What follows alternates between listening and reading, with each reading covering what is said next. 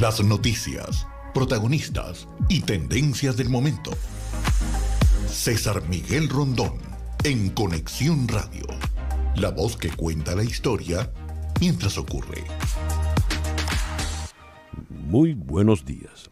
Son las 9:02 de la mañana de este primer día del mes de mayo. Estrenamos ya el quinto mes de este año 2023.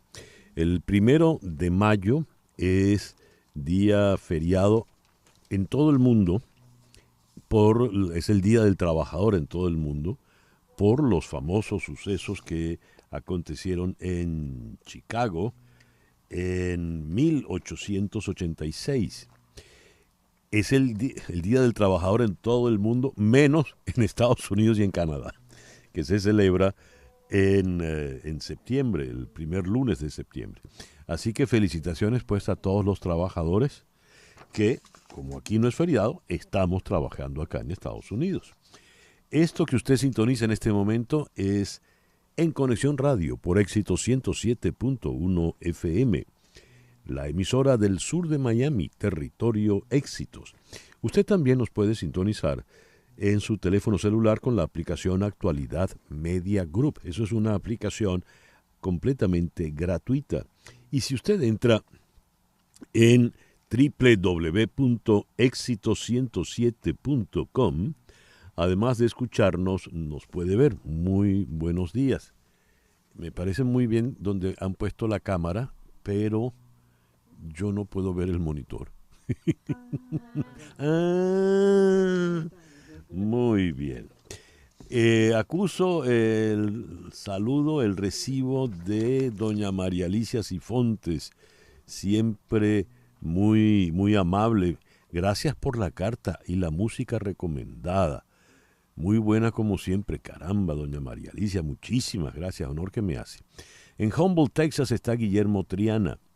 Giancarlos Canquis está en Maracaibo. Marco León nos saluda desde Santiago de León de Caracas. Elías Enrique Prato está en Negril, Jamaica. Gracias por reportar la sintonía. Vladimir Díaz, se me saltó, está en La Victoria, Estado Aragua, de donde es mi mamá. Eric Dilucio en Santiago de Chile. Carlos Cuevas en Filadelfia. Nancy Teresa Herrera en Valencia, Venezuela. María Isabel Vargas Rodríguez en Palmersville, Tennessee. Gracias pues por reportar la sintonía de En Conexión Radio. En Conexión Radio es una producción de Flor Alicia Anzola para Éxito 107.1 FM. Muy buenos días, Flor Alicia. Buenos días, César Miguel. Buenos días a todos. Feliz Día de la Trabajadora. Y comenzó mayo. Comenzó mayo. Laura Rodríguez está en la producción general. Muy buenos días, Laura.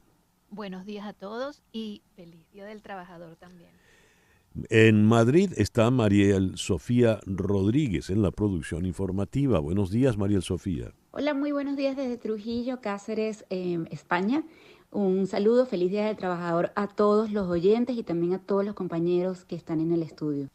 Esta niña sí recorre España. Trujillo, Cáceres, eso es Extremadura. En la edición y montaje está Jesús Carreño y en los controles Daniel Patiño. Daniel, muy buenos días. Buenos días, César. Una excelente semana y también, por supuesto, un gran saludo al equipo. Hoy, 1 de mayo, es el día de Santa Florinda. Felicitaciones a las Florindas. Doña Florinda era la del Chavo, ¿verdad? Sí. Ah, bien. La mamá de Kiko. La mamá de Kiko.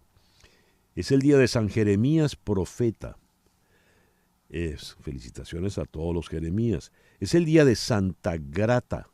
No conozco ninguna Grata, pero felicitaciones. Santa Paciencia. Oye, la que Sí. se necesita todos los días. Sí, mi mamá suele decir Santa Paciencia. Yo pensé que era una expresión, no sabía que había una santa llamada Paciencia. Bueno, felicitaciones a las Paciencias. Y es el día de San Andéolo. Andéolo. Bueno, felicitaciones también. En el calendario astrológico de Enrico Mariani para el día de hoy tenemos a la luna creciente en Virgo. La luna de Virgo es la luna para trabajar. Es la luna para servir a los demás, es la luna para ordenar, poner cada cosa en su sitio, cada cosa en su lugar. Cuando uno dice ordenar, es ordenar desde una gaveta hasta la oficina, pasando por el closet, la casa, en fin. Por ello es la luna en la que usted va a encontrar lo que se le ha perdido. Es, siendo una buena luna para limpiar, es también una buena luna para limpiarse usted físicamente. Excelente para un tratamiento de desintoxicación. Buena para ir al médico, buena para ir también al odontólogo. Y esa es para el día de hoy. Entonces tenemos luna creciente en Virgo, sol en Tauro y Mercurio retrógrado cuando nos amanece este 1 de mayo del año 2023. Para el día de hoy vamos a conversar en Asunción, Paraguay, con el periodista Enrique Dávalos a propósito de la victoria electoral de Santiago Peña. Decían que la lucha electoral iba a estar muy centrada, muy reñida. No, señor, el representante del partido de gobierno ganó con holgura. Santiago Peña, de apenas 44 años de edad. También nos vamos a ocupar del anuncio que hará hoy el presidente Biden, enviando aviones y barcos militares a Filipinas para fortalecer las Fuerzas Armadas de este archipiélago. En Caracas vamos a conversar con el historiador Pedro Benítez a propósito de los 4 años de la llamada Operación Libertad. ¿Recuerdan aquel 30 de abril del año 2019? Que aparentemente se había alzado el ejército contra Nicolás Maduro, y la cosa no pasó pues de ¿cómo decirlo? Una chambonada, ¿no? Y en Londres vamos a conversar con Francisco Carballo a propósito de la coronación de Carlos III como rey de la Gran Bretaña. Nuestro foro de hoy, ya que es el Día del Trabajador, se lo vamos a dedicar al tema del salario mínimo. En Venezuela, ¿cuánto debería ser el salario mínimo en una economía tan difícil de precisar? Pues bien, eso lo vamos a conversar con Ronald Balsa Guanipa, decano de la Facultad de Economía de la Universidad Católica Andrés Bello, y con la destacada economista Tamara Herrera, directora de Síntesis Financiera. El hashtag será salario justo. Y cuando repasamos las efemérides del día de hoy, tenemos que el 1 de mayo de 1707 se impone la ley de la Unión en el Reino Unido. Entonces, Inglaterra y Gales incorporan a Escocia para conformar el Reino Unido de la Gran Bretaña. El 1 de mayo de 1790 se da el primer censo en los Estados Unidos. El 1 de mayo de 1834 es abolida la esclavitud en el Imperio Británico, en todo el imperio. 1 de mayo de 1886, más de 80,000 trabajadores de Chicago inician una huelga solicitando una jornada laboral de 8 horas. 3 días más tarde, el 4 de mayo, las protestas llegaron a su máxima expresión en la llamada revuelta de Haymarket. Desde entonces se convirtió en una jornada reivindicativa de los derechos de los trabajadores en casi todo el mundo, con las excepciones, ya lo habíamos dicho, de Estados Unidos y Canadá, que celebran Labor Day el primer lunes de septiembre. El 1 de mayo de 1931 se inaugura el Empire State Building en Manhattan, en ese momento el edificio más alto del mundo, y por mucho tiempo fue así. En la misma ciudad de Nueva York, 10 años más tarde, el 1 de mayo de 1941, se estrena la película Citizen Kane de Orson Welles, para muchos todavía la más grande de las películas que se hayan hecho en Estados Unidos. 1 de mayo de 1942, el episcopado venezolano declara a la Virgen de Coromoto como Santa Patrona de Venezuela. Día, pues, bueno para encomendarse a la Coromoto. 1 de mayo de 1945, un locutor alemán anuncia oficialmente que Adolf Hitler, cito, ha caído en su puesto de comando en la Cancillería del Reich peleando hasta el último aliento contra el bolchevismo y por una Alemania nacional socialista. Fin de la cita. Ese mismo día, allí, donde estaban acompañando a Hitler, que ya se había suicidado junto con su recién casada Eva Braun, se suicidan Joseph Goebbels y su esposa Magda, después de haber ellos matado a sus 6 hijos, porque consideraban que no se podía vivir en un mundo sin nacionalsocialismo. El 1 de mayo de 1952, Evita Perón pronuncia su último discurso en la Plaza de Mayo. Fallecerá de cáncer el 26 de julio de ese mismo año. El 1 de mayo de 1961, Fidel Castro proclama el carácter socialista de la Revolución Cubana. Tanto negarlo para luego confirmar lo evidente. 1 de mayo de 1987, el Papa Juan Pablo II beatifica a Edith Stein. Stein era una judía convertida en monja carmelita que fue gaseada en el campo de concentración de Auschwitz.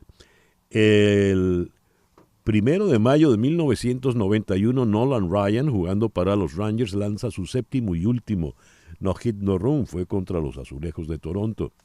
En otra nota deportiva, el 1 de mayo de 1994 falleció el gran piloto de Fórmula 1 brasileño Ayrton Senna da Silva. 1 de mayo de 2005, otra noticia deportiva, Lionel Messi marca su primer gol como jugador profesional en el primer equipo del Barcelona Fútbol Club, 2005. El 1 de mayo de 1786 se estrena en Viena la ópera de Wolfgang Amadeus Mozart, Las bodas de Fígaro. El 1 de mayo de 1882 en Berlín, la Orquesta Filarmónica de Berlín da su primer concierto. Todavía al sol de hoy, la Filarmónica de Berlín es considerada la más importante, la mejor de las orquestas clásicas del mundo. 1 de mayo de 1904 muere el compositor checo Antonín Dvořák o Dvořák. Y el 1 de mayo de 1945 está cumpliendo años hoy, nació Rita Coolidge. Y es hora de contactar ahora a Jani Martínez Ward, abogada de accidentes. Jani, muy buenos días. Feliz comienzo de semana. Muy buenos días, ¿cómo están? Feliz comienzo de mes, de semana, y bueno, ya este mes viene el Día de las Madres para todas nosotras mujeres. Bueno, feliz Día de las Madres por adelantado. Muchísimas gracias. Y bueno, hablando de mamá, en la semana pasada pudimos cerrar un caso que fue uno de esos casos que me encantó trabajar en ellos y muy cercanos, porque era una clienta de 16 años de edad, básicamente una niña que iba de pasajera en un accidente de auto, tuvo un accidente como pasajera y los vidrios se le incrustaron en su cara. Ay, Dios. Los vidrios de la parte de adelante, del parabrisas, básicamente se reventaron y le dejaron muchas marcas en toda su cara. Ella estaba súper deprimida, estaba muy triste, no porque se sentía deformada. Sí. Y en realidad, de verdad que estaba muy deprimida porque ella lo que quería era poder arreglarse su carita para verse como ella era antes. La compañía de seguro estuvo peleando y solamente había ofrecido $10,000 por el caso. Más de 2 años peleando y nada más había ofrecido $10,000. Después de 2 años peleamos en corte, siguiendo la batalla. Al final pudimos obtener una compensación monetaria de $1.7 millones y lo ganamos la semana pasada. ¡Qué bien, Jani! Te felicito. Maravillosa noticia. La niña debe estar feliz. Ya va a ir entonces a hacerse su tratamiento, su reconstitución estética, ¿no? Exactamente, ella estaba muy contenta porque ella una niña de 16 años no se enfocaba en los dolores, en la espalda, en el cuello, tenía problemas para enfocarse, para estudiar. debido a que no podía estar más de una hora mirando un Sí. libro hacia abajo por problemas en el cuello, pero ella nada más se enfocaba en su carita y le pudimos hacer su sueño realidad, que ahora va a tener el dinero y los láser para poder arreglarse su cara y verse linda como ella era antes. Por eso, querida oyente, querido oyente, usted debe tener este teléfono en la memoria de su celular, 855-DOLOR55. 855-DOLOR55, que equivale a 855-365-6755. Repito, 855-365-6755. Maravillosa noticia, Hani, de verdad te felicito, un gran éxito. Muchísimas gracias y eso es lo que hacemos para nuestros clientes, pelear para la máxima compensación monetaria que nuestros clientes se merecen. Hani Martínez Ward es abogada de accidentes. Repito el teléfono, 855-DOLOR55, que equivale a 855-365-6755. Gracias, Hani. Muchísimas gracias. El editorial con César Miguel Rondón. Las encuestas volvieron a equivocarse en América Latina. Habían advertido una final muy cerrada en las elecciones presidenciales de ayer en Paraguay, donde se enfrentaban Efraín Alegre y Peña, Santiago Peña, el representante del Partido Colorado, el partido en el poder. No hubo tal final reñido. Peña se impuso con holgura sobre su principal rival. Santiago Peña tiene apenas 44 años. Otro joven que llega al poder en América Latina. Y en este caso, Paraguay sigue en su tónica democrática en el lado conservador. A diferencia de estos otros países de América Latina que escoran hacia la izquierda, en El Salvador se mantiene una tónica, un espíritu bastante centralista. Peña, con su victoria electoral, supone un freno en el avance de la izquierda en América Latina y consolida el dominio del poder del conservador Partido Colorado, que en el día de ayer, según dice esta nota de prensa, aseguró la mayoría en el Senado y en las gobernaciones de 15 de los 17 departamentos del país. Santiago Peña es economista y ya con anterioridad fue ministro de Hacienda. 9:21 de la mañana, una pequeña pausa y ya regresamos con las noticias de Estados Unidos, Venezuela, América Latina y el mundo. Esto es En Conexión Radio por Éxito 107.1 FM en Miami. Continuamos en breve con César Miguel Rondón en Conexión Radio por Éxitos 107.1 FM. Escuchas a César Miguel Rondón en Conexión Radio. 9:24 de la mañana. Noticias de Estados Unidos con César Miguel Rondón en Conexión Radio.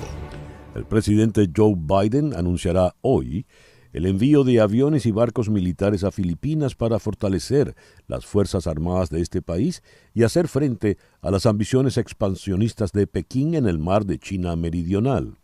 Biden hará el anuncio durante su reunión en la Casa Blanca con el presidente de Filipinas, Ferdinand Marcos Jr., según adelantaron altos funcionarios estadounidenses. JP Morgan Chase adquirió First Republic después de que los reguladores federales confiscaran el banco en quiebra. La FDIC dijo que las 84 sucursales de First Republic están reabriendo como puestos avanzados de JP Morgan en la mañana de hoy, lunes.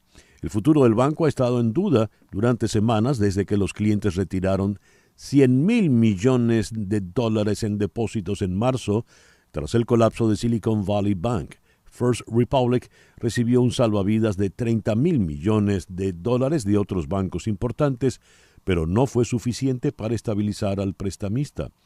La FDIC estimó que su fondo de seguros recibiría un golpe de $13,000 millones. El presidente Biden, la vicepresidente Kamala Harris e Isabel Guzmán de la Administración de Pequeñas Empresas hablarán en el Rose Garden en la tarde de hoy. Se espera que Biden lo use como una oportunidad para criticar el proyecto de ley para aumentar el límite de deuda que los republicanos de la Cámara aprobaron la semana pasada, advirtiendo sobre su impacto en las pequeñas empresas si se convierte en ley.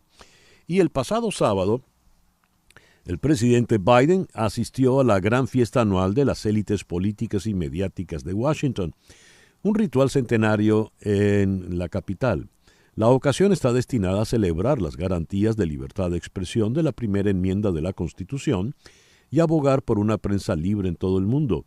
El show después de la cena estuvo a cargo del humorista del programa The Daily Show, Roy Wood Jr., quien aludió a las masivas manifestaciones en Francia contra el aumento de la edad jubilatoria para remarcar que Biden, quien se postula a la reelección, podría llegar a permanecer en el cargo hasta los 86 años. En Francia, dijo Wood, se alzaron porque no quieren trabajar hasta los 64.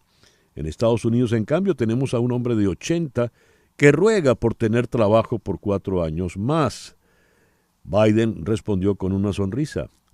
Wood siguió. Déjenme terminar el trabajo, no es una consigna de campaña, es una súplica. Pueden decir lo que quieran sobre nuestro presidente, pero cuando despierta de su siesta, hace el trabajo. En su turno, Joe Biden se burló del magnate de los medios Rupert Murdoch, el multimillonario de 92 años, dueño de la cadena conservadora Fox News. Dijo Biden, ustedes podrían pensar que no me gusta Rupert Murdoch, pero eso no es verdad. ¿Cómo no me podría gustar un hombre que hace que yo parezca Harry Styles? Y por supuesto vino la carcajada. 9:27. Lo que ocurre en Venezuela con César Miguel Rondón en Conexión Radio. El fiscal general de Venezuela, Tarek William Saab, afirmó ayer que los implicados en la trama de corrupción que involucra al estatal, PDVSA y otras instituciones del Estado buscaban generar una implosión en la economía venezolana para provocar un saldo político desfavorable para el Estado.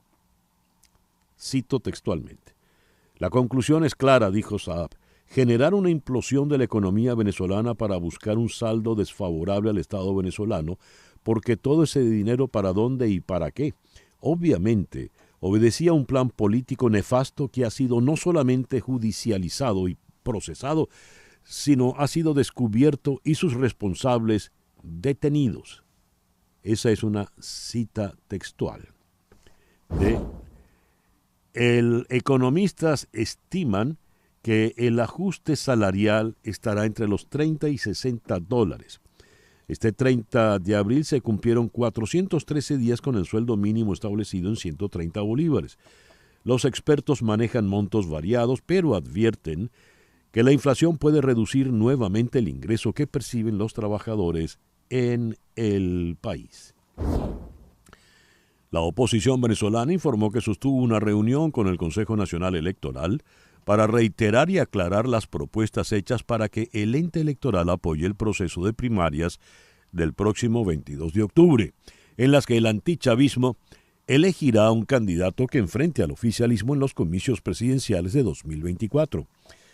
Jesús María Casal, presidente de la Comisión de Primarias,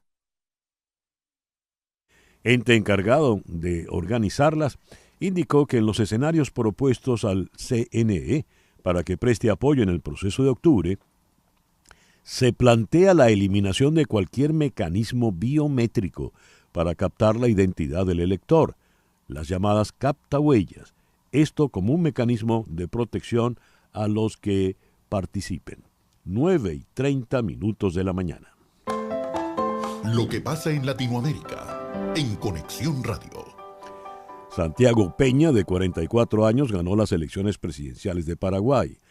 A pesar de que las encuestas previas pronosticaban una contienda reñida, Peña, del partido gobernante, obtuvo el 42% de los votos, mientras que Efraín Alegre, su rival de más fuerza, apenas llegó al 28%. Vamos hasta Asunción para ahondar en información sobre Peña, el nuevo presidente, y qué le espera a Paraguay. En la línea telefónica está Enrique Dávalos, jefe de prensa de Telefuturo. Enrique, muy buenos días, muchísimas gracias por atendernos. Muy buen día, César, un gusto saludarte, un gusto saludar a toda tu audiencia, a toda tu teleaudiencia. Bueno, estamos aquí desde Paraguay en el día después de las elecciones generales. A ver, ¿cómo se equivocaron las encuestas y hablaban de un final muy reñido y resulta que el Partido Colorado logró un número abrumador de parlamentarios, de senadores y de gobernaciones, más la presidencia de la República? Bueno, en Paraguay yo creo que hace rato no tenemos encuestas creíbles. En las últimas elecciones, las encuestas, la mayoría daba una diferencia muy grande hacia Mario Abdo Benítez sobre Efraín Alegre. Finalmente la diferencia fue de menos de 5 puntos. Y así creo que las encuestas fueron perdiendo credibilidad.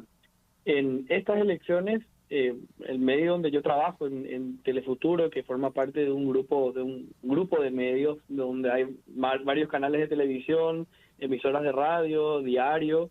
Bueno, nosotros tomamos la decisión como grupo de no publicar ni siquiera una encuesta, ni el día de las elecciones, no tuvimos boca de urna, y los principales medios lo hicieron también. De hecho, en Paraguay está prohibido el día de las elecciones emitir resultados de boca de urna, salvo un grupo de medios que obtuvo una acción de inconstitucionalidad sobre esa ley. Fue el único medio que difundió datos de sondeos, pero la credibilidad de los números se perdió totalmente en Paraguay. Lamentamos de verdad mucho que hoy en día no contamos con una sola encuestadora creíble, y a partir de ahí los sondeos y los datos que se han publicado en la previa fueron más que elaborados con fines propagandísticos. Sí percibíamos eso, percibíamos que iba a ser una elección reñida. De hecho, las elecciones pasadas lo fueron muy reñidas, y de alguna manera creo que estamos sorprendidos con la enorme diferencia que sacó Santiago Peña sobre Efraín Alegre. ¿Qué nos puedes decir de Peña, un hombre de 44 años, economista? Bueno, Santiago Peña es un hombre muy joven, digamos, se destaca la juventud de él. Es el candidato colorado y es además un hombre que fue, básicamente, tiene como padrino político nada más y nada menos que a Horacio Cartes. Ya veremos si es que esto implica el retorno de Cartes de alguna manera al poder, un hombre que fue designado como significativamente corrupto por los Estados Unidos, que tiene a la mayoría de sus empresas bloqueadas por OFAC y que está viviendo un problema económico tremendo a raíz de eso. Hay que ver qué pasa a partir de ahora, si Santiago Peña se despega de Horacio Cartes o continúa con un gobierno que quizás lo proteja, digamos, como se presume que tuvo Horacio Cartes, con un gobierno que ha protegido sus negocios. Santiago Peña era un hombre afiliado al Partido Liberal y entró a un gobierno colorado siendo integrante del Banco Central, siendo ministro de Hacienda. Siendo él ministro de Hacienda durante el gobierno de Horacio Cartes, él se afilia al Partido Colorado y luego intenta llegar a la presidencia de la República. Él perdió en las internas con Mario Abdo Benítez, el actual presidente de Paraguay, y este fue su segundo intento en el que derrotó al candidato del oficialismo interno dentro del Partido Colorado, y posteriormente esta victoria ante Efraín Alegre. Sí, es un hombre muy joven, es un economista, es un hombre que tiene una preparación muy importante en el exterior, estudió en los Estados Unidos. Sí hay cuestionamientos serios a su discurso. Él durante la campaña como que menospreció los grados académicos para acceder a funciones públicas, sobreponiendo la afiliación al Partido Colorado. Irónicamente, porque es un hombre muy preparado, pero bueno. Ya veremos cómo sigue el gobierno. Tendrá un gobierno que tendrá ciertas facilidades, creo yo, desde el legislativo, porque el legislativo en un 53% estará conformado por el Partido Colorado. Enrique, muchas gracias por estos minutos en esta mañana. Por favor, a las órdenes siempre aquí desde Paraguay. Enrique Dávalos, jefe de prensa de Telefuturo desde Asunción. Las autoridades confirmaron ayer la matanza de 10 personas un día antes en una populosa zona suburbana de la ciudad portuaria de Guayaquil, en Ecuador, donde fueron acribilladas con armas de fuego de grueso calibre. El ataque dejó 3 heridos, de acuerdo con la información de la Fiscalía. No hay detenidos. De acuerdo con informes de la policía, un grupo de personas miraba un partido de fútbol reunidas en la calle cuando desconocidos abrieron fuego indiscriminadamente, acabando con la vida de 10 personas. El hecho se investigaba como un enfrentamiento entre bandas criminales en esa ciudad, 270 kilómetros al suroeste de la capital, Quito, 9:36. Las noticias del otro lado del mundo, en Conexión Radio. Turquía. El presidente Recep Tayyip Erdogan anunció ayer que los servicios secretos turcos, conocidos con las siglas MIT, han matado al líder de Estado Islámico Abu al-Hussein al-Husseini al-Qurashi en una operación en Siria. Erdogan no dio más detalles sobre la operación ni en qué zona de Siria se había llevado a cabo. Abu al-Hussein al-Husseini al-Qurashi, sobre cuya identidad no se sabe prácticamente nada, sucedió el 30 de noviembre pasado a Abu Hassan al-Qurashi, muerto en el sur de Siria en una acción en un territorio controlado por el gobierno sirio. Abu Hassan había sustituido en febrero de 2022 a Abu Ibrahim al-Hashimi al-Qurashi, que se había convertido en 2019 en el sucesor del primer califa de Estado Islámico, Abu Bakr al-Baghdadi. Al menos una persona murió cuando Rusia golpeó a Ucrania con una serie de ataques con misiles y artillería, el segundo ataque de este tipo antes del amanecer en 3 días. Otras 28 personas, incluidos 4 niños, resultaron heridos. La Fuerza Aérea de Ucrania afirmó que había derribado 15 de los 18 misiles de crucero lanzados. El sábado, un presunto ataque con drones ucranianos hizo estallar un depósito de petróleo en Crimea, controlado por Rusia, provocando un gran incendio, mientras el Kremlin reemplazó a su general a cargo de la logística. Una calma tensa prevalece en Sudán. En el día de hoy, en la capital, Jartum, y en otras regiones del país, escenario de fuertes combates en las últimas 2 semanas entre el ejército y el grupo paramilitar Fuerzas de Apoyo Rápido, FARC, en el primer día de una nueva tregua de 72 horas, anunciada por las partes con la mediación de Estados Unidos y Arabia Saudí. En las primeras horas de la mañana de hoy se han oído lo que parecen ser limitados bombardeos artilleros y de aviones de combate en un área del sur de Jartum y un suburbio del este del Nilo Azul, sin que se conozcan detalles concretos o si hubo víctimas.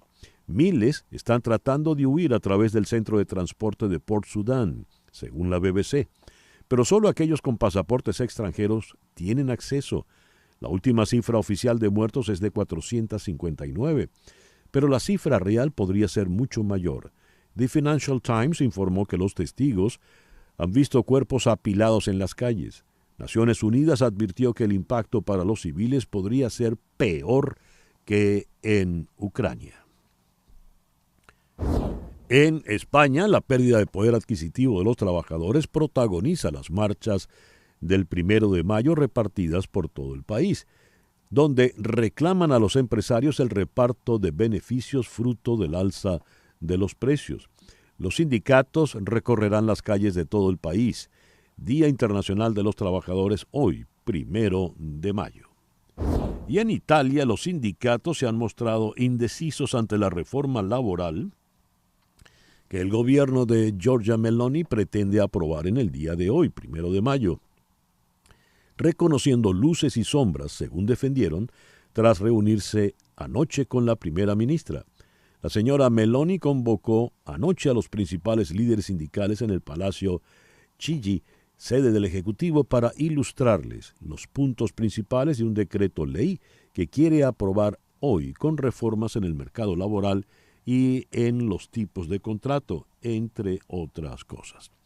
9:40 de la mañana. Una pequeña pausa y ya regresamos con nuestro foro del día de hoy, hashtag salario justo. ¿Cuál debe ser el salario mínimo real para los trabajadores venezolanos? Ya regresamos, esto es En Conexión Radio. En un momento regresamos con César Miguel Rondón en Conexión Radio por Éxitos 107.1 FM. 9:43. Los economistas venezolanos estiman que el ajuste salarial estará entre los 30 y 60 dólares. El gobierno venezolano ha acostumbrado a que cuando se acerca la fecha del 1 de mayo hay un aumento salarial. Pues la nota que leo nos advierte que ayer se cumplieron 413 días con el sueldo mínimo establecido en 130 bolívares. Los expertos manejan montos variados, pero advierten que la inflación puede reducir nuevamente el ingreso que perciban los trabajadores en el país. Si el aumento está entre 30 y 60 dólares, pongamos entonces la cifra máxima. Si el sueldo mínimo está en 130, llegaría a 190. Redondemos en 200 dólares como salario mínimo. Pues el Sendas estimó en el pasado mes de marzo la canasta alimentaria familiar solo para comer en 510 dólares con 88 centavos. Como se dice, las cuentas no dan. A ver, ¿cómo hacemos para que las cuentas se aproximen a un resultado positivo? Vamos hasta Caracas, entramos en contacto con la economista Tamara Herrera, directora de Síntesis Financiera. Tamara, muy buenos días, gracias por estar con nosotros. Hola, buenos días, muchas gracias por la invitación. Qué bien. Y también en la ciudad de Caracas está el decano de la Facultad de Ciencias Económicas y Sociales de la Universidad Católica Andrés Bello, Ronald Balsa Guanipa. Ronald, muy buenos días, gracias por acompañarnos. Buenos días, gracias por la invitación y la compañía. Muchas gracias. A ver, dada esa introducción y para que las cuentas que no dan se aproximen un poco hacia la verdad, ¿cuál debería ser ese salario mínimo posible? Comencemos con Tamara Herrera. Bueno, en la pregunta hay dos cosas incongruentes, porque el salario mínimo que debiera ser no parece ser posible en el corto plazo y en lo inmediato. Y yo creo que esa es la tragedia de nuestra economía. Y nos quedamos en la discusión de cuál es el salario que se merece, y es incuestionable que es un salario por lo menos 10 veces más que el actual, en términos equivalentes en dólares, hablo en equivalencia al dólar. El problema es que no se está transitando un camino de fortalecimiento de la economía para pagar el salario mínimo que se debe. Entonces, caemos en nos focalizamos solo en esta decisión, que por cierto, esos días que acabas de señalar, es un récord en la historia sin ajuste del salario mínimo, aunque sea simbólico. Por eso sería, si realmente transcurre este 1 de mayo así, sería un nuevo récord. Por primera vez creo yo que se va a producir eso. Y entiendo que el gobierno, entre las opciones, contempla el no realizar el aumento del salario mínimo, mantenerlo o en todo caso algo muy simbólico y complementarlo, y allí creo que desea funcionar el resto del año con ajustes a los bonos de la patria, sobre todo el llamado bono contra la guerra económica. De hecho, ya tuvo un ajuste salarial, un ajuste en el mes pasado, mayor a la indexación que se había convenido en reuniones, y nosotros lo estamos tomando como un indicio de que se van a afincar y más en complementar el ingreso y no el salario, porque buscan reducir los shocks monetarios que se producen, por ejemplo, a mediados de año con el pago del bono vacacional y a fines de año con digamos, lo que estacionalmente ocurre. La tristeza es que tenemos una economía extremadamente débil y una política económica que está dando círculos en el mismo, no sé cómo lo llaman, este corral, ¿sabes? Donde entrenan los caballos y con una soga le hacen dar vuelta. Bueno, Picadero. llevamos... ¿Cómo? El picadero. Bueno, ese picadero, ahí está nuestra economía dando vueltas y estamos entrando en el 5º año de ese mismo método y siempre se traduce en que no se puede mover un dedo, no se puede echar un bolívar a la calle porque hay el temor de que alborote el tipo de cambio y desenfrene la inflación. Y ese es un círculo vicioso para el cual no hay ni el coraje político para asumir los cambios que realmente hay que hacer para entrar y salir de ese picadero. Entonces nuestra economía está toda picada o picoteada, para seguir con tu imagen, Tamara. Tamara ha dicho ese salario mínimo. En primer lugar, destacó, hay una contradicción, ¿verdad? Porque estamos hablando de salario mínimo y no debería ser así, tal como está planteado, habida cuenta que es insuficiente. 10 veces el referente actual es lo que estima Tamara Herrera. Me gustaría oír tu opinión, Ronald, el decano de la Facultad de Economía en la Católica, Ronald Balsa Guanipa.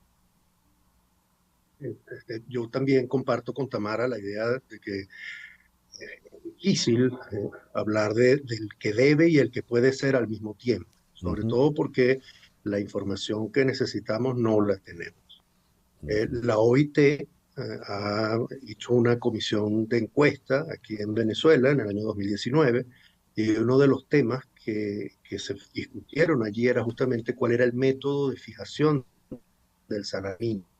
Y eso era algo que, según la OIT, organización internacional a la que pertenece pues, Venezuela, debe discutir no solamente por vía de anuncio del gobierno, sino que se debe discutir con los sindicatos y con Fedecámaras como una patronal, gremio patronal. Y para poder hacer una discusión entre tres es necesario tener información. Como el gobierno no la presenta, sino que hace el anuncio de modo unilateral, viola esos acuerdos con la OIT. Y el problema es que nos obliga a todos a pensar en cuánto hace falta para comer. Entonces tenemos que ver las cifras del SENDA, preguntarnos si un trabajador puede comer con lo que le paga el gobierno y tener únicamente la visión del lado del trabajador como alguien que lo único a lo que puede aspirar es a comer. Y si pensamos bien en los temas relacionados con esta discusión, a veces se dice que el gobierno no puede pagar más porque no tiene dinero. Y como decía Tamara, pues se genera el temor de que si paga más se descalabre el sistema de precios, haya hiperinflación, haya problemas cambiarios. Y sin embargo, nosotros no sabemos cuánto efectivamente paga el gobierno en Bolivia a los trabajadores del total de gastos que hace. Y es posible que los gastos que haga sean mayores en otras actividades que sean las que generen la inestabilidad cambiaria, pero lo único visible sea el aumento de salario de los trabajadores. Por otro lado, el salario mínimo es el mínimo y habría que preguntarse cuáles son las escalas salariales en las que hay que pensar. Y si no hay información suficiente para que haya inversión en Venezuela, no puede haber producción. Sin producción, pues no hay crecimiento, no hay exportaciones y no hay posibilidad de sostener los salarios a niveles que permitan a los trabajadores vivir dignamente. Hablaba Ronald Balsa Guanipa, decano de la Facultad de Economía y Ciencias Sociales en la Universidad Católica Andrés Bello. Tamara, hiciste referencia al picadero, jugaste con esa imagen, el gobierno da vueltas y vueltas en lo que se ha convertido en un círculo vicioso y apelaste a dos calificativos importantes. Hace falta valor y coraje para salir de allí. ¿Por qué tenemos que buscar a alguien valiente y corajudo? ¿Cuál es el riesgo? ¿Por qué se trata de una acción prácticamente épica si le agregamos la imagen del caballo? Yo pienso que hay una falta, lo resumo en la palabra coraje, porque el gobierno está atrapado y a veces sabe lo que tiene que hacer, pero no tiene el coraje de hacerlo, porque va en contradicción con los bloques más radicales dentro del chavismo no le permite, por ejemplo, una regla de estos modelos económicos es precisamente que no haya rendición de cuentas. Es decir, que no se publique data estadística, que no se publiquen condiciones de vida, que no se publiquen resultados fiscales, que no se publique presupuesto, que no se publique el devenir ni balanza de pagos ni nada absolutamente, y no solo la estadística, sino la rendición de cuentas.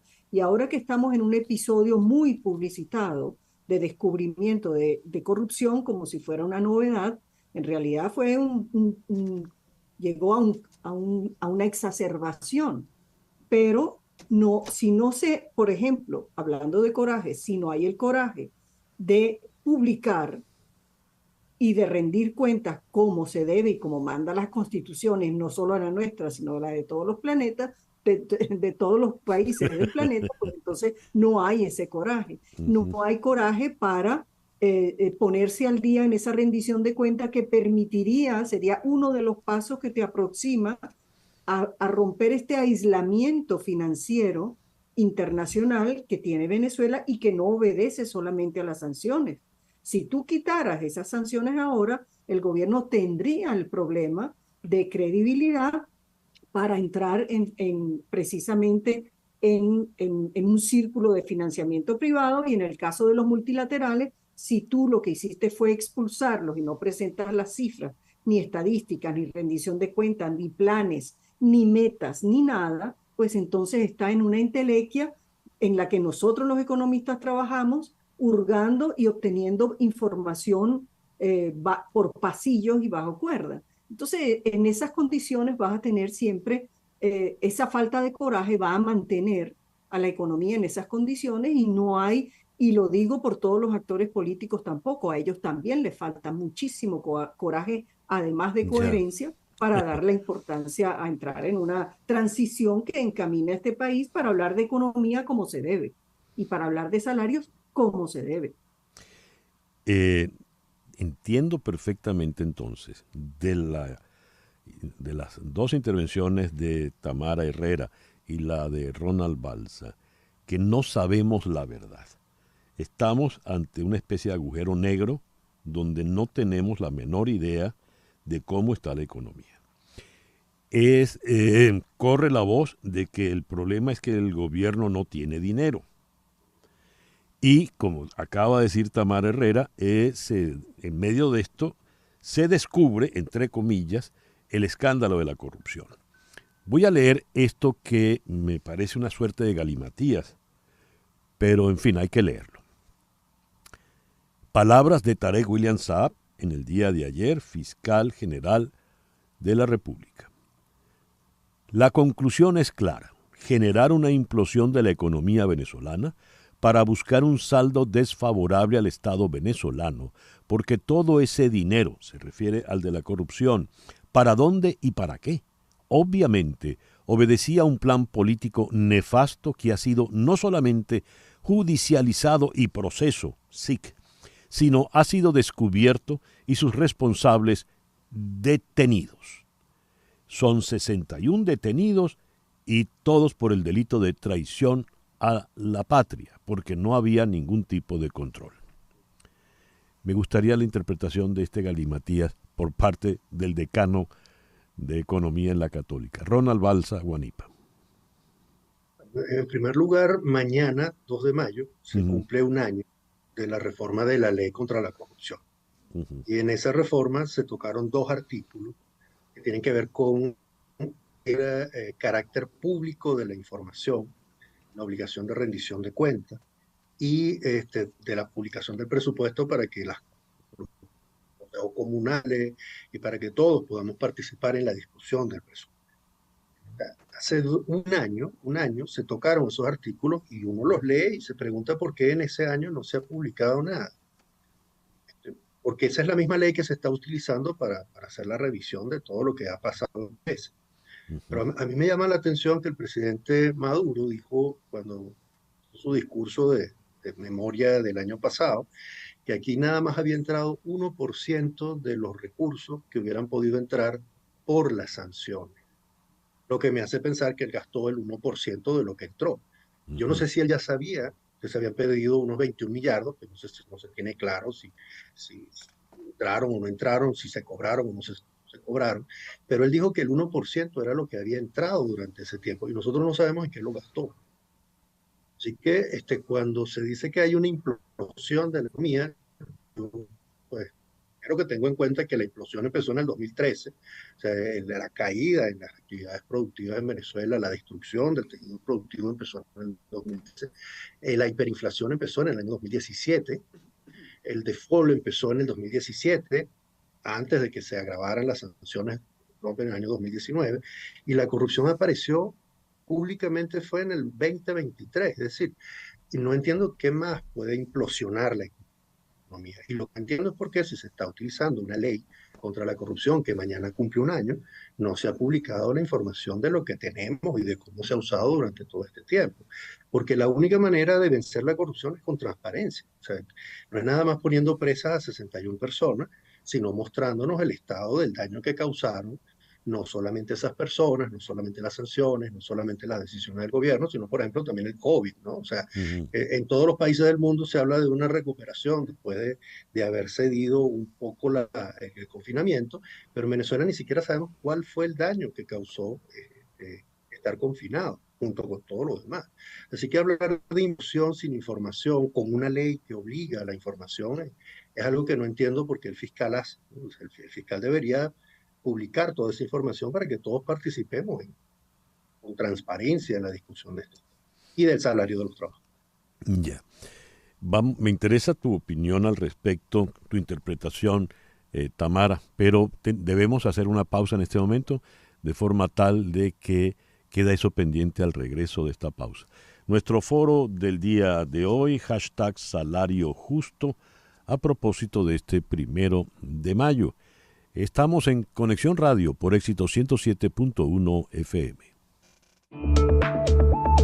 Una pausa y regresamos con César Miguel Rondón en Conexión Radio. Las noticias de este momento en Conexión Radio. ¿Y cuáles son las noticias de este momento, Flor Alicia? Bueno, César, y vemos también esta noticia en las redes sociales y también en los canales de televisión americanos, que continúa la búsqueda de Francisco Oropeza, de 38 años, quien huyó de su casa de Cleveland, en Texas, el viernes por la noche, después de presuntamente matar a tiros a 5 personas, incluido un niño de 9 años. Capers, que es el policía pues, que atendió este tema, dijo que había más de 200 oficiales buscando a Oropeza, yendo de puerta en puerta, pidiendo a los vecinos cualquier información que condujera a su arresto. El gobernador de Texas, Greg Abbott, ha ofrecido $50,000 por su captura y otros condados han aportado $5,000 para un total de $55,000. Con el FBI ofreciendo por su parte $25,000 para quien dé pistas sobre su arresto. El dinero total de la recompensa ha aumentado a $80,000 por conseguir o dar pistas en relación al paradero de Francisco Oropeza. Gracias, Flor Alicia. Regresamos a nuestro foro del día de hoy con el #salario justo. Había quedado en el aire la intervención de la economista Tamara Herrera, directora de Síntesis Financiera, a propósito de lo declarado ayer por Tarek William Saab, fiscal general. Repito la idea, cito, la conclusión es clara: generar una implosión de la economía venezolana para buscar un saldo desfavorable al Estado venezolano, porque todo ese dinero, ¿para dónde y para qué? Obviamente obedecía a un plan político nefasto que ha sido no solamente judicializado y proceso, ¿sí?, sino ha sido descubierto y sus responsables detenidos. Tamara, por favor. A ver, una de las cosas que a muchos asombran las cifras que han sido citadas por el propio gobierno, cosa que no es usual por parte de ningún gobierno. Yo creo que eso forma, o sea, es consistente con una narrativa o un discurso que apunta a que no tengo dinero por las sanciones y además descubrí unos ladrones que quitaron millardos de dólares y por eso yo no puedo dar los salarios que se debieran con justicia recibir. y no lo puede hacer porque el gasto, por ejemplo, elevar el salario mínimo a $30, que lo anuncien hoy, significa un aumento, una duplicación del gasto mensual del sector público. Llegaría a 30.000 millones de bolívares. Entonces, no es que miente, pero no está logrando, no está haciendo nada para que la economía esté en condiciones de pagar un salario como se debe. La galimatías que cita el fiscal en realidad presenta como una novedad algo que puede que haya llegado a un punto de exacerbación donde hay dos niveles, en realidad son dos los niveles que hay de rendición de cuenta. Una nula hacia afuera, es decir, hacia el país y hacia el mundo y hacia los inversionistas potenciales, y otra que es una rendición de cuenta interna. Allí algo falló y creo que está concentrado en problemas políticos. Y lo triste es que la acción de todos, opositores dentro del gobierno y a favor del gobierno, no hay sino el foco de atención en lo político y solamente piensan es una retórica focalizada en una pugna, una implosión, un combate, una guerra, y nada es constructivo, y la economía está a punto de retornar a un ciclo, a un territorio de recesión. No nos estamos poniendo, no están poniendo las prioridades de fondo donde debe ser. La única cosa buena que ha sucedido recientemente tiene que ver, por un lado, un poco de estabilidad de la tasa de cambio gracias a las divisas que están entrando de Chevron a las mesas de cambio privadas, de la banca privada, que permite que se agilicen, tengan alguna agilidad las divisas que son transadas allí, que requiere la economía para moverse. La segunda es que hay algo de recaudación adicional, pero fuera de eso, no estamos, y la puesta en orden que está iniciando Tellechea, bueno, ha comenzado a dar unos frutos, pero de nuevo, donde no hay transparencia, donde no hay rendición de cuentas, no puede sino haber corrupción. Así que la puesta en orden, yo auguro y deseo que continúe y se fortalezca, pero todos sabemos, es una regla universal, que donde no hay transparencia va a aparecer la corrupción. La corrupción existía porque Venezuela desconoce, y aquí no ha habido una contribución fiscal consistente del propio sector petrolero, que es propiedad del Estado. Y ahora apenas comienza a aparecer algo. Todo ha tenido que ser con vía de endeudamiento.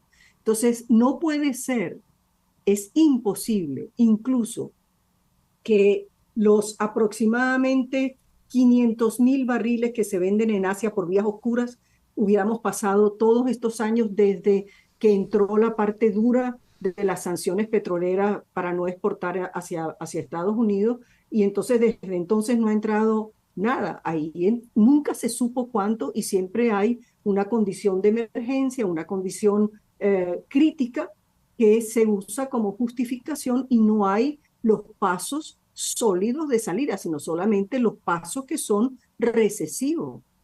Todo el circuito, toda la focalización de la política económica ha sido de corte recesivo. El encaje acaba con el crédito, reduce el gasto público.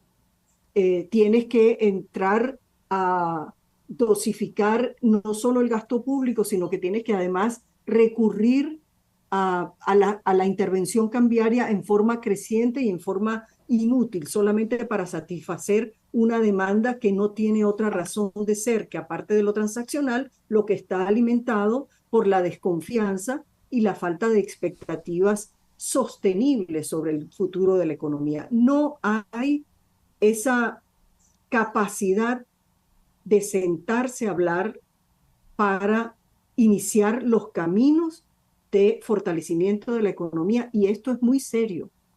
Porque quedarse en el tamaño que estamos significa que estaremos hablando dentro de un año otra vez de cuán chiquito, cuánto es posible aumentar el salario. No, lo que hay que hacer es hacer un esquema de incrementos graduales, pero que estén absolutamente sostenidos sobre una reforma económica, no sobre un ajuste de emergencia permanente, basado en la astringencia y la recesión continuamente. Hablaba Tamara, Sí. No, te explicaste magníficamente. Hablaba Tamara Herrera. Para llevar agua a tu molino, Tamara, sobre la cosa política, es evidente que el galimatías de Saab tiene esa intención, porque él dice acá, implosión en la economía venezolana para provocar un saldo político desfavorable para el Estado. Lo que me llama la atención es que él atribuye que toda esta corrupción no era por un combo de ladrones, no era por los compañeros de Alibaba, sino era una organización política para hacerle daño a Maduro, Jorge Rodríguez, etc. Bien, dejemos eso de lado para regresar a lo fundamental de este foro en esta mañana. El salario mínimo, que ya sabemos lo de la contradicción, etcétera, etcétera. Después de conversado todo esto, le pregunto a Ronald Balsa, ¿cómo vive la gente en estas condiciones? Y cuando digo la gente, no solo estoy hablando del ciudadano de a pie en general, fundamentalmente estoy hablando del empleado público. Ronald. Bueno, en primer lugar, no creo que vivan esperando el aumento del salario mínimo ya, o sea, porque esto ha tardado mucho y además hay una experiencia previa. En el año 2018, cuando estábamos con un año de hiperinflación, Nicolás Maduro aumentó 60 veces el salario mínimo. Y eso no duró unos meses, no llegó a durar el año el poder de compra que eso supuestamente iba a causar. Sí provocó una preocupación grande entre los conserjes, por ejemplo, porque muchos lo iban a votar. Y en las escalas salariales, incluso entre los militares, hubo que achatarlas y terminaron ganando salario mínimo, no digo los generales, pero casi.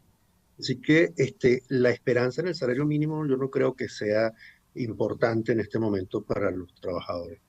Lo que quedan tendrán otra fuente de ingresos. Y el problema fundamental para mí siempre son los pensionados, o sea, los que han tenido que salir a trabajar a pesar de su edad o han tenido que depender de sus familiares dentro o fuera de Venezuela o no han podido soportar esta situación. Comprar medicina y alimentarse para una persona mayor sin familia que dependa de la pensión es completamente imposible.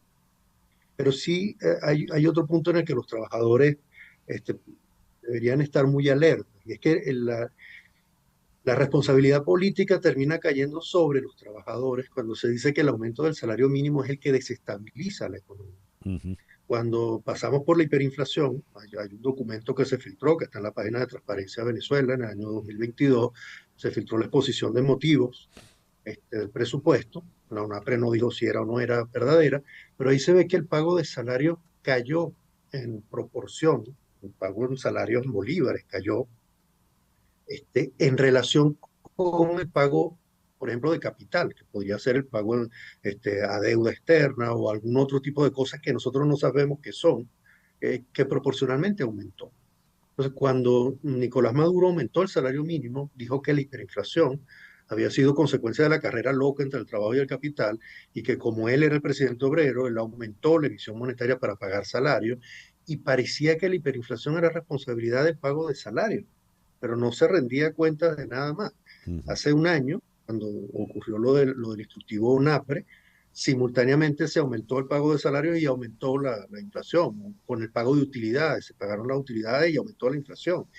Y yo me pregunto si el gobierno no aprovechó para gastar en otras cosas en ese momento, porque no podemos ver. Y esa simultaneidad de gasto termina generando una presión sobre el régimen cambiario, menos dólares o hagan lo que sea, que termina siendo como único responsable visible al trabajador, como cuando en el colegio está todo el mundo peleando y cuando todo el mundo se calla queda un solo muchacho gritando y es el culpable de todo lo que pasa en el salón. Y aquí yo sí creo que uno de los problemas que Tarek planteaba ayer, el fiscal, es que no sabemos para dónde va toda esa plata, pero no lo sabemos ahorita y no lo sabemos desde el 2005, cuando se creó el Fonden, desde el 2010, cuando se creó el Fondo Chino, desde el 2016, cuando se dejó de publicar lo poco y muy malo que se publicaba como presupuesto nacional. No lo sabemos durante todos estos años en los que supuestamente las sanciones llevaron al gobierno a vender fuera de sus clientes habituales, que es de donde muchas empresas pueden ciencias financieras tomar información directa, es lo que hace Ecoanalítica, de los clientes habituales que antes se tenían que publicar su información, sino que hay una vinculación más cercana con China, con Rusia, con Irán, con Irak, con Turquía, que no rinden cuentas tampoco. Y cuando se supone que hay dólares que están entrando por venta de petróleo, por la lucha contra las sanciones, pues no declara que lo robaron. Así que lo que antes era la famosa distinción entre enemigo interno y enemigo externo, ahora se presenta dentro del mismo gobierno. Ya no es la derecha en dos, es que dentro del mismo grupo el fiscal identifica gente con poder dentro del gobierno que supuestamente está yendo en contra del presidente de la República. Y lo que me preocupa de la oposición es que vaya a México a negociar sobre temas de sanciones y elecciones y no toque el tema de la rendición de cuentas. Porque si llegan a ganar las elecciones, yo no sé cómo van a gobernar. Si no saben a quién le deben, cuánto le deben, a quién le tienen que pagar, dónde están los reales. Porque para gobernar hay que administrar. Para administrar hay que conocer antes de llegar al gobierno. Si aquí alguien gana la presidencia de la República y tiene que pagar la quincena que viene y no sabe cómo, pues yo no sé cómo va a llegar a la próxima quincena. Ya. Hablaba Ronald Balsa Guanipa, decano de Economía en la Universidad Católica de Caracas. Estamos cerca del final y nos queda un par de minutos a lo sumo, pero quisiera plantearte esto, Tamara. Me refiero a Tamara Herrera, directora de Síntesis Financiera. Ha quedado claro en esta conversación que el discurso del régimen es que ha habido una conspiración en mi contra, hay una gran cantidad de dinero que se ha ido y además las sempiternas sanciones. Y ha corrido la especie, después de que se habló con insistencia de Venezuela se arregló, ahora se habla de un frenazo económico. Se clausuraron el restaurante ese donde la gente comía 50 metros, las Mercedes está clausurada, algunos con no poco humor dicen, bueno, es que toda la clientela está presa, pero realmente, ¿en qué estamos? Sobre todo, Tamara, porque asomaste una palabra que asusta, recesión. Bueno, lamentablemente es allí donde estamos. Y tengo que reiterar que la política económica está concentrada en cómo evitar que salga un bolívar a la calle, así sea a costa de los salarios bajos, en vez de fortalecer a la economía. Es decir, no hay, si el Estado no tiene ni la capacidad, la economía tiene que tener un tamaño completamente diferente para el que tiene, para la cantidad de gente que habita en este país. Están fuera del Producto Interno Bruto cerca de 10 o 12 millones de personas. Entonces te das cuenta que tú tienes que poner políticas que estimulen justamente la economía, y me refiero al sector privado, que es el que tiene la capacidad de generar empleo, porque si tú no puedes subir los salarios al punto justo para la supervivencia de las personas, tienes que promover la actividad económica y podrías promover el empleo, podrías generar un ritmo mínimo no, en realidad aquí tenemos que crecer más y mejor, mucho más y mejor. Y no estamos haciendo nada de fondo, porque todo lo que es de fondo tiene que ver con problemas institucionales importantes que están en ese memorándum de entendimiento, no solo lo electoral, hay muchos aspectos de la institucionalidad que están contemplados allí, y si no se transita ese camino, que no es nada fácil, y uno pasa por naif al mencionarlo, pues si no se transita ese camino, no vas a hacer que miren a Venezuela como un centro de crecimiento, de inversión, de asociación, de financiamiento, sea multilateral, y siempre estaremos en tono de emergencia, o de guerra porque tenemos enemigos, o en emergencia porque la miseria nos persigue. Ese no es el país que tenemos, que nos merecemos y que podemos construir. Simplemente no hay el coraje político de hacer andar las cosas. Tamara, muchísimas gracias por acompañarnos en esta mañana. Tamara Herrera, economista, directora de Síntesis Financiera. Muchísimas gracias, Tamara. A la orden, siempre un gusto, y un gusto compartir con Ronald también. Y Ronald, muchísimas gracias también por haberte sumado a este foro. Ronald Balsa Guanipa, decano de la Facultad de Ciencias Económicas y Sociales en la Universidad Católica Andrés Bello de Caracas. Muchísimas gracias, Ronald. Gracias a ustedes, gracias Tamara, gracias por la invitación.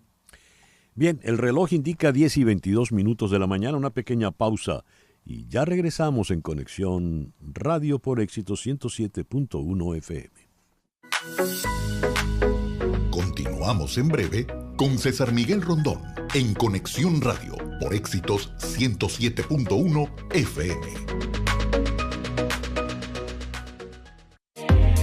César Miguel Rondón está en Conexión Radio por Éxitos 107.1 FM.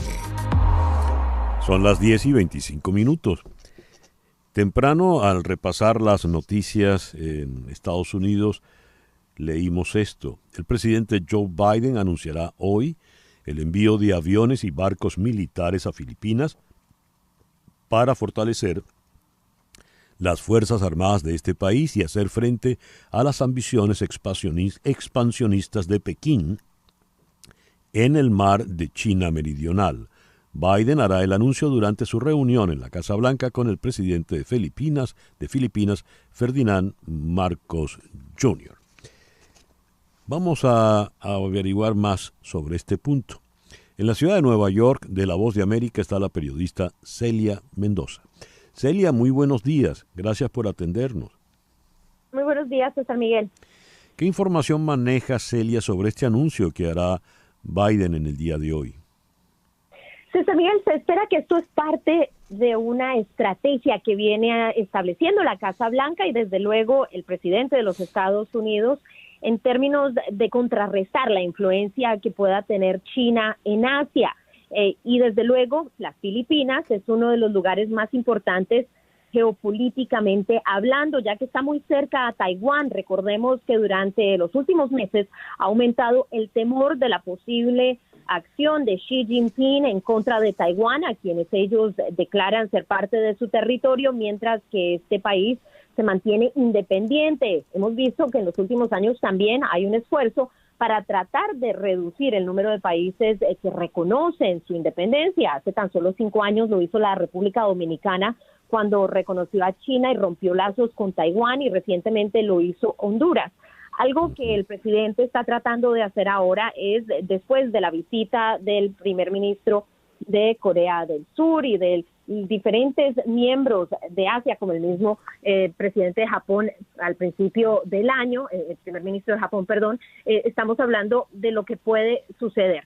Ese anuncio estaría entregando una nueva expectativa y reafirmando el trabajo mancomunado cuando se trata de defensa de las Filipinas, y restablecería algunos lazos que durante la administración anterior con el señor Duterte se habían roto, o por lo menos estaban en peligro de romperse.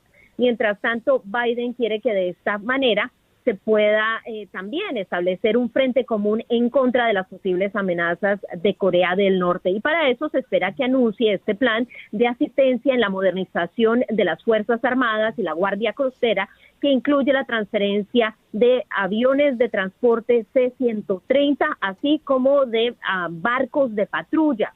Esto es parte de la iniciativa y desde luego el trabajo permitiría que la administración Biden pueda establecer esta relación con Manila como una de las indispensables para seguir avanzando en ese control territorial y mantener la democracia en la región, con una oportunidad de que se profundice la cooperación en otros temas como es el económico, el de cambio climático, y también que se abran oportunidades de intercambio laboral de acuerdo a los oficiales de la Casa Blanca. Es decir, que este sería el primer paso de una estrategia que sería mucho más amplia y que no se quedaría solamente en lo militar. Sin embargo, lo militar sería lo primero, es lo más apremiante, y también busca enviar un mensaje claro acerca de las relaciones y de las alianzas que establece en este momento la administración Biden en Asia.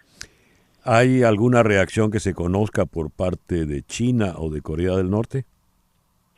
Sabemos que desde hace ya tiempo Corea del Norte ha venido diciendo que los Estados Unidos están provocando a Corea del Norte. Recordemos que hace tan solo unas semanas hicieron un lanzamiento de un misil que habría estado muy cerca a las aguas japonesas, y esto, según ellos, es parte de su defensa a la soberanía. Sin embargo, desde la prensa estatal de Corea del Norte se ha manifestado la incomodidad que se tiene con los trabajos conjuntos que se vienen haciendo en Corea del Sur, y desde luego con los que se están ahora trabajando, los lazos que se están desarrollando con el resto de la región.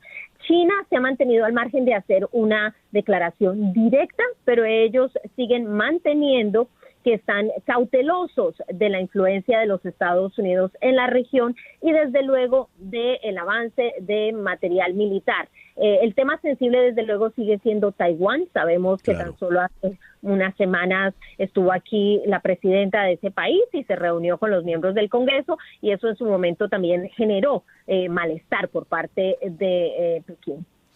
Celia, muchísimas gracias por estos minutos en la mañana de hoy. Gracias a ti. Celia Mendoza, de La Voz de América, desde la ciudad de Nueva York. 10:30 de la mañana. Contratar los servicios de un abogado de inmigración es un asunto serio.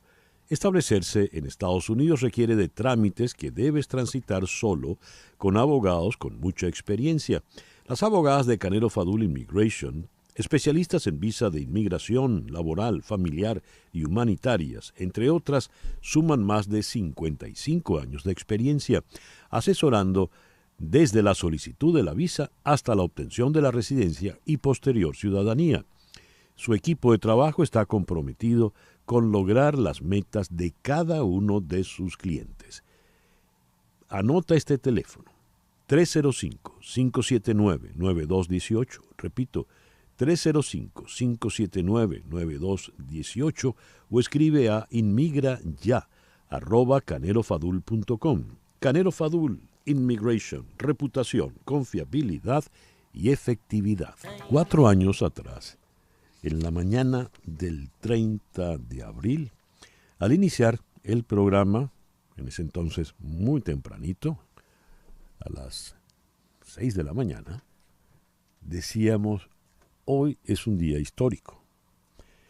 Y fue un día histórico. ¿Por qué era fácil decir que sería histórico? Pues porque Leopoldo López, que estaba preso en su casa, salió a la calle y tenía una banda en el antebrazo izquierdo, en el brazo izquierdo, y estaba al lado de Juan Guaidó, también con el brazalete, y otros militares con el brazalete. Estaban en las afueras de la Carlota, y la primera información que teníamos era que estaba en camino la llamada Operación Libertad, que era a la sazón una suerte de golpe de Estado contra el gobierno. Contaban, según se supo después, con la participación del ministro de la Defensa, nada menos que el general en jefe Vladimir Padrino López, y con la participación del entonces presidente de la Corte Suprema de Justicia, Michael Moreno, el mismo de la villa en Toscana. La historia terminó mal, porque terminó en la sempiterna Plaza Altamira, unos metros más allá. 4 años después, ¿qué tenemos? Vamos a Caracas. En la línea telefónica está el historiador Pedro Benítez. Pedro, muy buenos días. Muchísimas gracias por atendernos. César, muy buenos días. El gusto es mío. A ver, ¿qué tenemos hoy, 4 años después de aquella llamada Operación Libertad? Bueno, César, tenemos un sector de la población muy frustrado. Yo creo que esto que estás recordando, que estamos recordando, cumplieron ayer 4 años, como bien tú mencionas, yo lo conectaría con la salida de Guaidó vía Colombia hacia los Estados Unidos. Uh-huh. Antes de ese incidente, a juzgar por las redes sociales y los comentarios entre las personas, por lo menos aquí en Venezuela, Guaidó era una persona cuyo aprecio público había disminuido bastante, pero una cosa que a mí me llamó la atención es cómo en un sector importante se despertó un sentimiento de solidaridad hacia él. en la forma en que salió, siempre de una manera con versiones bastante encontradas. Pero yo quisiera destacar eso y conectarlo con lo que ocurrió el 30 de abril del año 2019. Un sector muy importante de la población, no puedo estimar qué porcentaje, pero creo que es muy importante, se sintió vinculado emocionalmente con Guaidó, no racionalmente, sino emocionalmente con Guaidó. Y cada fracaso suyo lo vio como propio. Yo creo que eso explica mucho la visión que muchos venezolanos dentro y fuera del país tienen hacia su figura y lo que rodeó, todo el misterio que rodeó los sucesos de esa mañana. A ver, y cuando dices lo quiero vincular con la salida de Guaidó vía Colombia, el incidente con Colombia y luego en Miami. Por favor. Sí, lo quiero vincular porque cuando Guaidó sale vía Colombia y él dice, bueno, se crea toda esta versión que él da de que el gobierno colombiano lo expulsó. Bueno, aparentemente es así, pero también da la impresión, o por lo menos la conclusión a la que yo llego, fue parte de un acuerdo entre los gobiernos de Estados Unidos, del gobierno de Colombia y el gobierno de Venezuela, para que Guaidó saliera del país. Para Maduro está en una negociación con el gobierno de Estados Unidos, y un protegido de Estados Unidos durante estos 4 años ha sido Juan Guaidó. Y meter preso a Guaidó para Maduro ya era muy cuesta arriba no hacerlo. Si Guaidó no era precandidato presidencial, pues Maduro no tenía argumentos frente a su gente en esta supuesta campaña anticorrupción de no meter preso a Guaidó. Por lo tanto, él prefería que Guaidó se fuera del país. Ojo, una táctica que el chavismo ya ha utilizado desde hace muchos años. Ojo, es algo totalmente condenable que un venezolano se tenga que volver a ir a exiliar por razones políticas. Pero a mí me parece que el hecho concreto es eso. Lo demás, bueno, yo creo que, pero sin embargo, las circunstancias de su salida para muchos venezolanos ha sido un hecho frustrante. ¿Cómo fue frustrante lo del 30 de abril? Más allá de los hechos concretos. Por eso que yo quisiera aprovechar esta oportunidad, César Miguel, para que separemos lo que es la percepción pública, lo que son las emociones del público, totalmente comprensibles por lo que ha transcurrido en nuestro país, de los hechos políticos concretos, porque ese 30 de abril, por lo menos yo personalmente, y cada vez que he visto nuevamente las imágenes de Leopoldo López acompañado de Juan Guaidó, me parece que este detalle es importante, y no al revés. Recordé aquella frase del libertador Simón Bolívar, según la cual decirse jefe para no serlo es el colmo de la miseria. Lo que el 30 de abril puso en evidencia, más allá de nuestras inclinaciones, más allá de nuestra simpatía, de nuestros sentimientos, es que el verdadero jefe del movimiento del año 2019 no era Juan Guaidó, era Leopoldo López. ¿Y Juan Guaidó lo llegó a hacer en algún momento? Creo que no, creo que en ningún momento. Si algo se le debe criticar, se le debería criticar a Juan Guaidó, es que él nunca asumió la jefatura del movimiento político que empezó en el año 2019. Quedó claro rápidamente, y el 30 de abril así lo ratificó, que el verdadero jefe de ese movimiento era Leopoldo López y que lo sigue siendo Leopoldo hasta el día de hoy. ¿Qué queda, por ejemplo, en ese cuadro opositor tan golpeado, ¿no? Como tan vapuleado? Las patas de esa mesa no están parejas, todo está como en desequilibrio. ¿Qué queda al día de hoy cuando hablan de primarias, un proceso electoral, un gobierno que no quiere negociar? ¿Qué hay hoy en día? Sí, bueno, una posición que está fracturada. Esto lo hemos conversado antes, César Miguel. En la oposición venezolana, por lo menos en el sector de lo que ha sido la oposición mayoritaria, tradicional, los partidos que ganaron la elección del 2015, es decir, los partidos de la MUD, hay un quiebre, evidentemente, entre dos visiones de cómo enfrentar el régimen autoritario de Nicolás Maduro. Y dos visiones que yo insisto son incompatibles. Y eso explica mucho de los conflictos internos que ellos tuvieron y que ellos tienen y que tratan ahora de resolver por medio de la primaria opositora que está convocada para el 22 de octubre. Ahí hay un tema, el tema porque aquí hay dos visiones distintas que no han logrado ser conciliadas, y yo creo que ese es el principal reto que tiene la oposición de cara, y yo insisto en esto, César Miguel, a una oportunidad de oro que a la oposición venezolana, que al campo democrático venezolano, más allá de sus líderes y su partido, se le va a presentar en el año 2024, dado el inmenso rechazo que tiene Nicolás Maduro y su gobierno entre los venezolanos, particularmente entre los venezolanos más pobres. ¿Se podrá aprovechar ese momento? Yo espero que sí. Nosotros, la esperanza es fundamental. Los seres humanos no podemos vivir sin esperanza. A veces uno ve situaciones como esta, recuerda situaciones como la del 30 de abril, rememora estas conductas, esta falta de autocrítica, esta falta de humildad, esta soberbia en atrincherarse en sus propias posiciones, en sus propios errores, y bueno, y uno es pesimista, sin lugar a dudas. Pero por otra parte, uno ve este enorme deseo de cambio que tiene este país con todas las razones del mundo, una sociedad que se ha negado a morir, que se aferra a su tierra, y uno dice, bueno, aquí todavía hay una esperanza, y esa es la esperanza que hay que trabajar, pero entender que la política es como toda la vida, es un trabajo de hormiguita, es un trabajo persistente, y no es producto de hechos heroicos, esperpénticos, sorpresivos, de milagros, ¿no? Que los hechos heroicos quedan para los libros de historia. Sí. Los cambios políticos quedan para los trabajos políticos reales, concretos, los que se van construyendo todos los días, el trabajo de hormiguita. Ya. Pedro, muchísimas gracias por atendernos en esta mañana. César, buen día para ti, gracias a ti. Pedro Benítez es historiador, nos habló desde Caracas. 10:41 de la mañana, una pequeña pausa y ya regresamos en Conexión Radio por Éxito 107.1 FM en Miami. Una pausa y regresamos con César Miguel Rondón en Conexión Radio.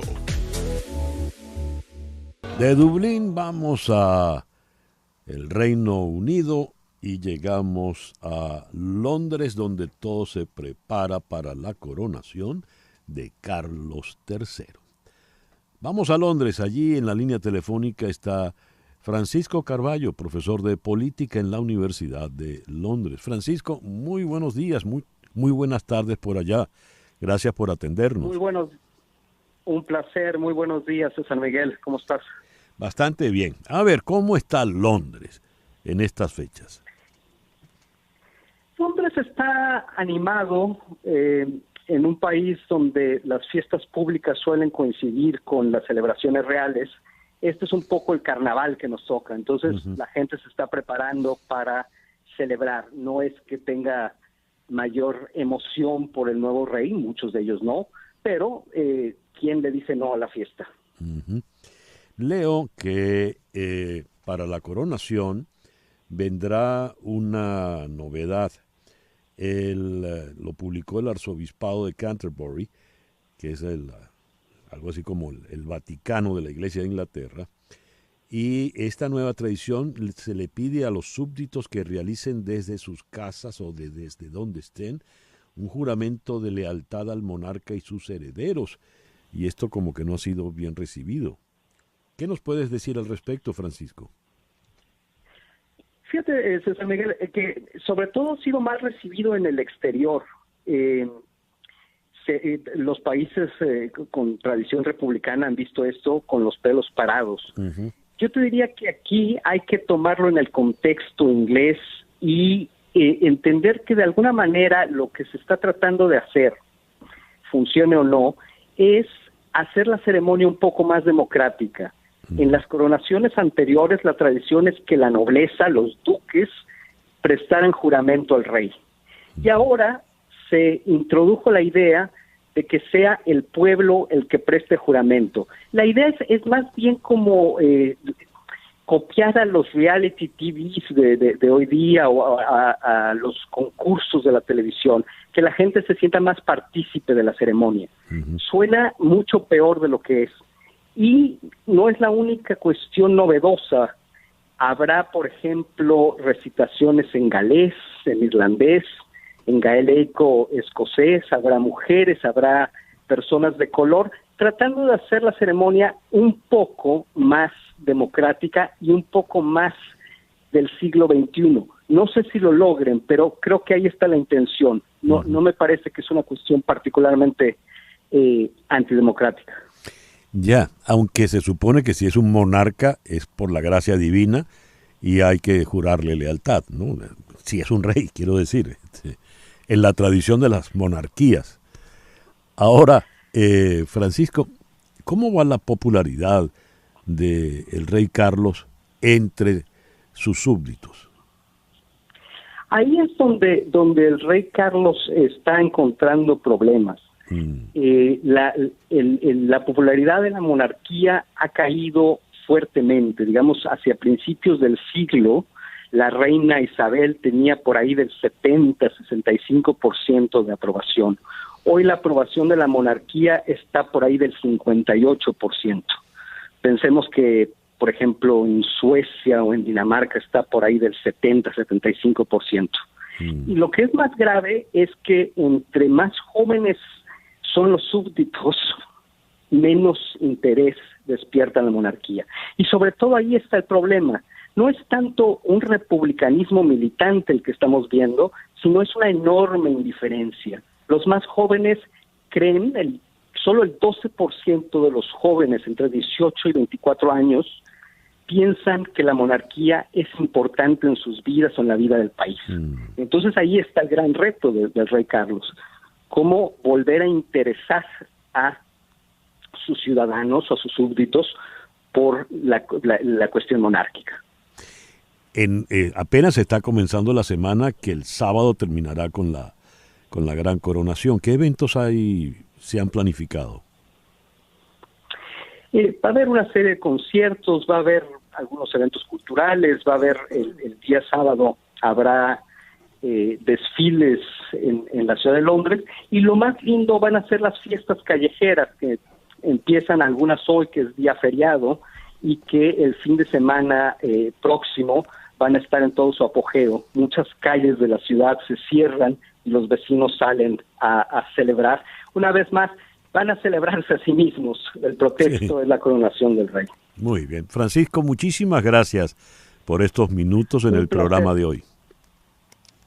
Cuídate mucho, muchos saludos, César Miguel. Gracias. Francisco Carballo es profesor de política en la Universidad de Londres, desde donde nos habló. Son las 10:50 de la mañana. Fe y Alegría celebra 68 años trabajando por la educación en Venezuela y queremos invitarte a apoyarlos comprando su rifa anual de manera virtual. Quienes quieren participar y están fuera de Venezuela deben ingresar a www.rifa.feyalegria.org y allí pueden comprar sus tickets. Con tu aporte colaboras directamente con la educación de más de 115,000 estudiantes de las escuelas de Fe y Alegría. Como los premios solo estarán disponibles en Venezuela, si resultas ganador puedes donarlos a familiares o amigos o directamente a Fe y Alegría. Abre tu corazón, participa de la rifa desde cualquier lugar donde te encuentres a través, repito, de www.rifa.feyalegria.org. 10:51 de la mañana. Las noticias de este momento en Conexión Radio. ¿Y cuáles son las noticias ya para cerrar, Flor Alicia?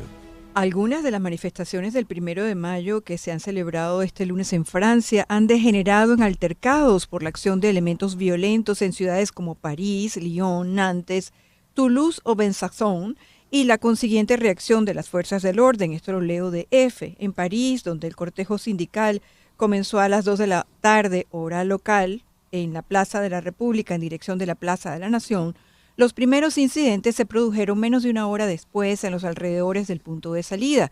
Entre los diversos desperfectos se vieron escaparates de tiendas y de establecimientos bancarios reventados, así como contenedores y otro mobiliario urbano incendiado. La prefectura de policía indicó a las 3 de la tarde, hora local, que ya se habían practicado 30 detenciones. Los agentes respondieron a la acción de grupos violentos con cargas y lanzamiento de gases lacrimógenos. En Lyon, varios cientos de personas se adelantaron al cortejo sindical e igualmente atacaron las vitrinas de establecimientos comerciales y quemaron, entre otros, un coche de lujo en el centro, entre la avenida Jaurès y la calle Saint-Michel. según ha informado France Info. En Nantes, grupos violentos apilaron e incendiaron papeleras delante de la prefectura, que es una delegación del gobierno, que fue el escenario de enfrentamientos con la policía. En Toulouse, después de que la manifestación se desarrollara con total normalidad, varias personas atacaron un camión de antidisturbios. Y en Besançon, las fuerzas del orden arrestaron a una veintena de manifestantes que participaban en una concentración fuera del recorrido de la manifestación sindical aprobada. Gracias, Flor Alicia. Aparte de ser hoy el Día Mundial Internacional del Trabajador, es el Día Mundial del Amor. ¿Usted no sabía eso? Es una iniciativa impulsada por la organización Love Foundation. El 1 de mayo del 2004 se anunció el primer Día Global del Amor, cuyo tema central fue El amor comienza conmigo. Con ello se pretende animar a las personas de todo el planeta a expresar amor de la manera que conocen, cambiando así la forma en que las personas ven el mundo y generar un efecto positivo en ellas. Es reconocer de manera consciente que el amor siempre está presente, a pesar de las circunstancias y emociones que afectan nuestras vidas, como el dolor, el resentimiento, el miedo y el sufrimiento. Ya lo sabe, también es el Día Mundial del Amor. Son las 10:54 de la mañana. En Conexión Radio es una producción de Flor Alicia Anzola para Éxito 107.1 FM. Con Laura Rodríguez en la producción general, Mariel Sofía Rodríguez en la producción informativa, Jesús Carreño en la edición y montaje, Daniel Patiño en los controles y ante el micrófono, quien tuvo el gusto de hablarles, César Miguel Rondón.